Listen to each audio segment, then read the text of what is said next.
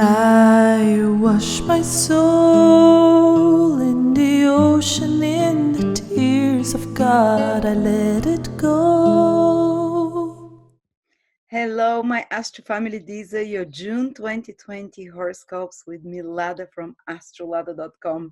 And 2020 is the year that keeps on giving. June is another roller coaster month that's going to have two eclipses. And as you know, eclipses always bring sudden and unexpected events, twists and turns, and the karmic fated events that turn our life around for better or worse. So stay tuned for that. We're going to have Mercury going retrograde, another retrograde planet, and Venus turning direct. But we'll go one step by step through everything. Before that, I just wanted to announce that June and July I'm dedicating to ancient Babylonian astrology. We're going to be making huge promotions for Babylonian astrology readings, the way they were done 3,000-4,000 years for the kings of this world only. And Rumen Kolev does those readings. They're all discounted 30 to 50%. And it's astrology like you've never seen. He single-handedly revived the astrology of ancient Babylon by translating texts and clay tablets that were lost and forgotten for thousands of years, by learning the language of the ancient Babylonian cultures and rediscovering true real astrology as it existed thousands of years ago. And he's starting also Babylonian Astrology Academy from the end of May, but you can hop on the train anytime you want. It's extremely cheap. It comes up to around $60 per month, and you're going to learn ancient Babylonian astrology from scratch.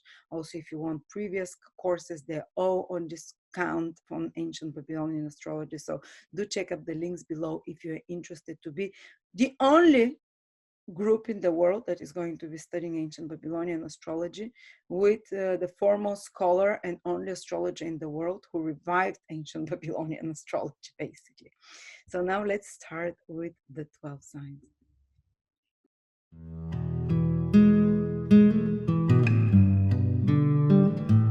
I wash my soul in the ocean, in the tears of God, I let it go.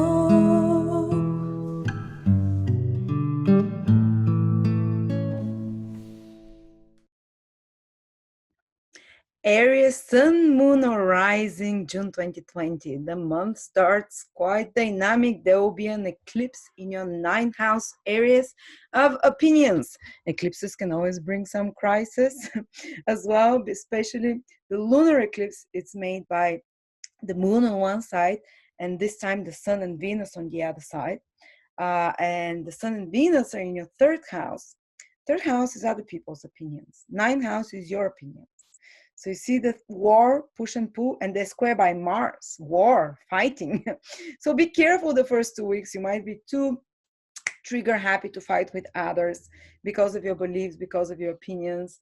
I would advise you, because the eclipse is in your ninth house. Yes, it puts focus on your beliefs to think about them, but because the eclipse is with the south node, south node is about capitulate or release or let go of, or sacrifice. So maybe be careful, especially around the 5th of June, but a week before, a week after, when it really escalates. And actually, lunar eclipses are felt a month before and 3 months after, but it peaks at the start of June. That there is a clash between your opinions and those of others. And actually, you might be actually having even the higher perspective. You're seeing things in a more wholesome way, because the ninth house allows you to see it from a bird's view. But this contradicts what someone else is telling you. So there might be a push and pull of opinions, maybe fighting with people a little bit on their opinions, your opinions. And so I would advise you for you to make a bit of the sacrifice and pull back your belief systems a bit. The south node with the full moon says, like, hide a little bit, or don't shove it in other people's faces, or take like even more spiritual approach and just retreat from those arguments. Otherwise, they can really escalate, with Mars also triggering from your 12th house, like hidden resentments. And it can even indicate that someone behind your back is doing you some harm because of those really strongly stated opinions that you might have. So in the best interest of everyone, I would say, like, be willing even to question your beliefs the first couple of weeks. And or if you know they're right, Aries always is right. Sagittarius is in the ninth house. Sagittarius is always right. Ninth house of beliefs. But just to, if possible, because otherwise critical situations can happen. On another level, full moon eclipse in your ninth house, it's about completing something. It might be a completion of some course of study, or it might be some teaching project that you've been preparing, or a course that you've been teaching, either you learning or you teaching others, that is coming to an end, or that's completing, and that you're able to see the results of it. Maybe you've been preparing some course that you can finally put out and sell it, or start teaching it, or maybe you might be ending some school project, or maybe you might be ending, not school project, but ending some apprenticeship with a teacher, with a mentor, ending a relationship with a teacher or a mentor, or culmination of that relationship, it bringing great results around the first 2 weeks.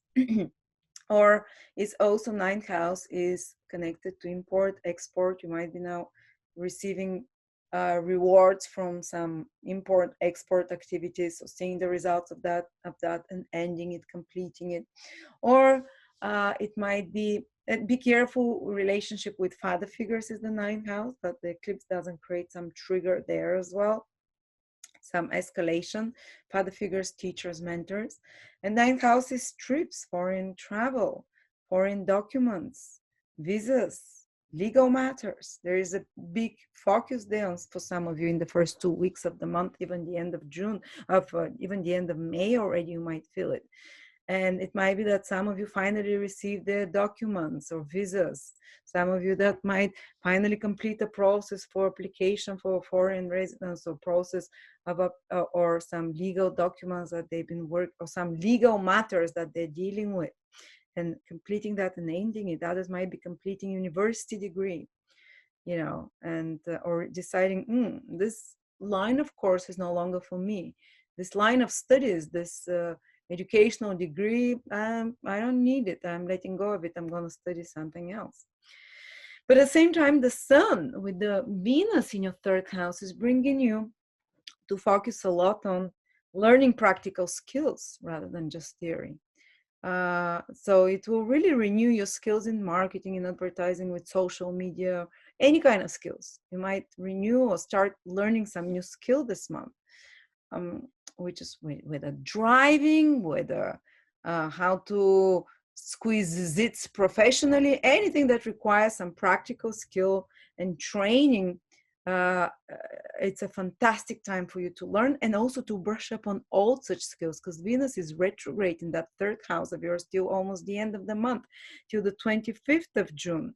So you're kind of using up your old skills, but also new ones are, with the sun there, are coming to you, and new such ideas. Plus the third house is you are coming in touch with people from your past, colleagues, works, friends, mates, neighbors, relatives that you haven't seen for a while. Venus retrograde, but new ones are appearing as well. The sun is renewing that area, and Venus is being born there after the 15th of May, of June. So it can bring some very beneficial new connection to you, a new friendship, maybe with a female, it's Venus, or new beneficial new clients, but that's coming after Venus becomes visible, which is after the 25th of June.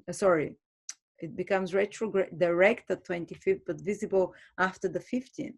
So new, very profitable relationship can appear in your life. Not so much romantic, as it's more business, daily, practical, or new endeavor or activity, maybe with a sibling, maybe with a relative, maybe with a teammate, or another mate that you can start after the 15th of May, which really renews, which really brings abundance, because Venus becomes visible on the star Aldebaran of wealth, of good fortune, of blessing. So whoever appears in your life after the 15th of June, I think they'll be very good for you.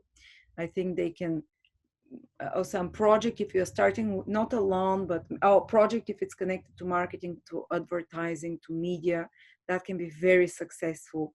After that, to teaching, to writing, after Venus becomes visible from the 15th, you can bring it out to the surface, you can give it birth, you know, in the public area.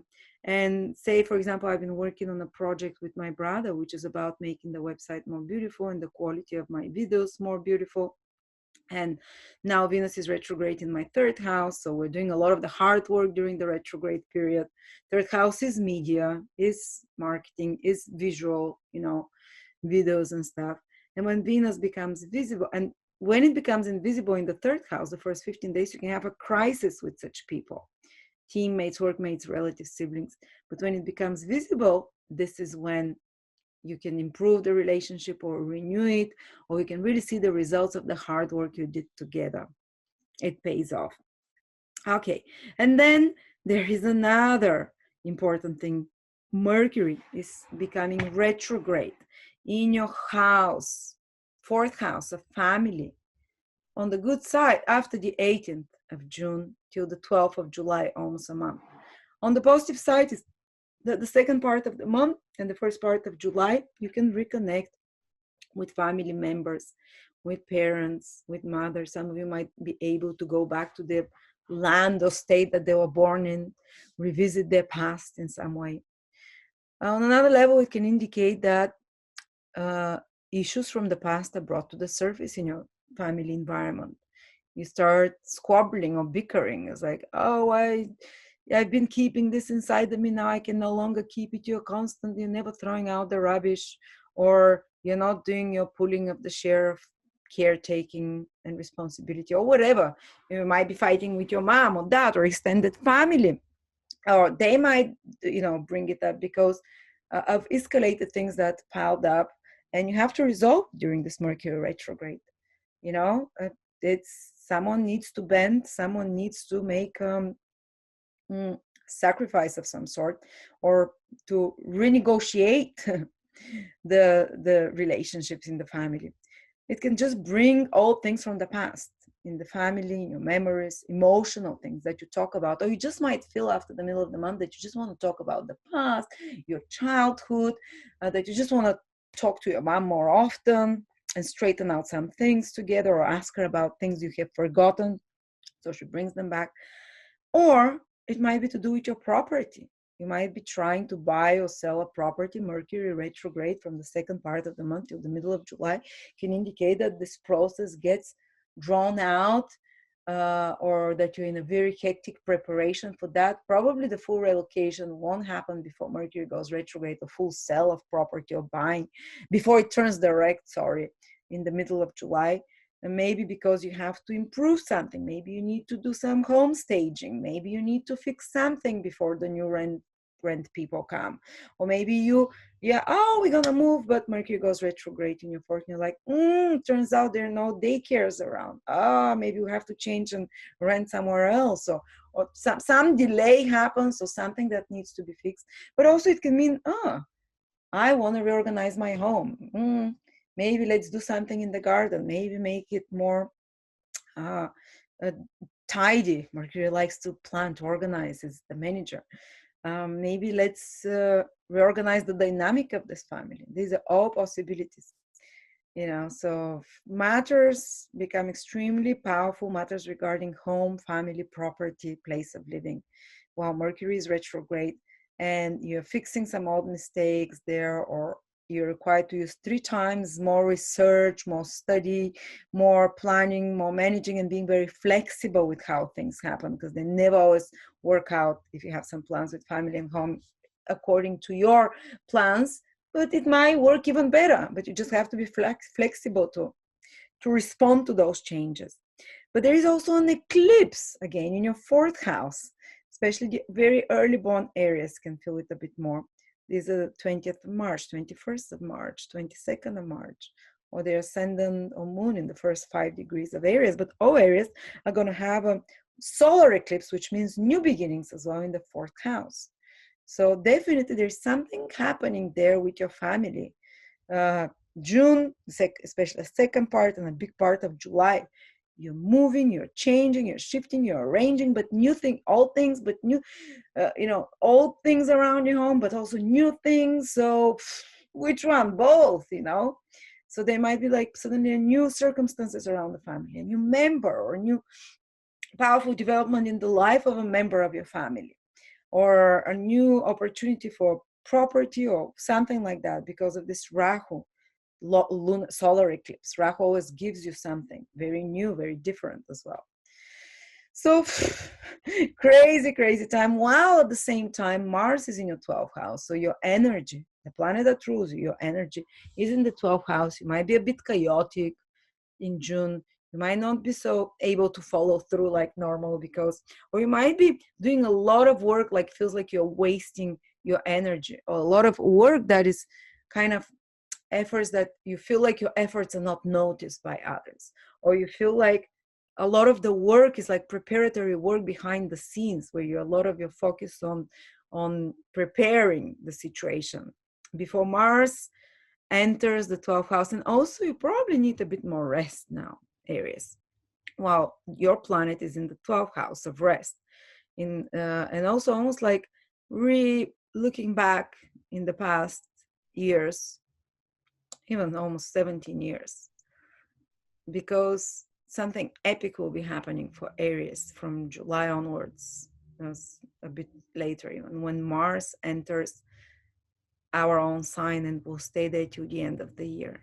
We'll be required to really take the ball in our hands and to really initiate. The whole world will be looking and towards us for leadership or initiative, because we'll be the one running the events for the second part of the year. And before that, I would advise you, if you can take a break. Your planet is in the 12th house from Aries. Take a break, rest a little bit, active rest. I know Aries is a crazy, they can't rest. Active rest, walk in nature, swim, take a little holiday in June, because that's the last time you're going to have such an opportunity this year, and maybe for some time. After that, it's like Mars enters your sign, fully forward, initiate, do, fight, start new beginnings, and it's gonna be crazy. So use that month, with a lot of things happening. It's just like there's so much. Your mind is very stimulated. Saturn, Venus, and the Sun in the 3rd house. You might be reading, learning, teaching with the eclipse in the 9th house, or traveling, even some of you. Others, Mercury retrograde, doing things around your home, and eclipse in your 4th house. And don't forget to rest, because whatever you're setting the stage, Mars is setting this, all the planets are setting the stage for us, because after that it's like there is no respite after that. So there you go. And thank you so much. Do come to this video a few times during the month, because you're going to see that there is so many themes happening this month. Come back to refresh, to because the first part of the month is very different than the second part of the month. So keep coming back and seeing how your life is going, and leave and read comments as well for others to learn from you, to understand astrology. Thank you. I love you, Aries. Bye-bye. I wash my soul in the ocean, in the tears of God. Let it go. Clean myself completely so I can get higher above. I will love you more than I could ever love. Let's be found in our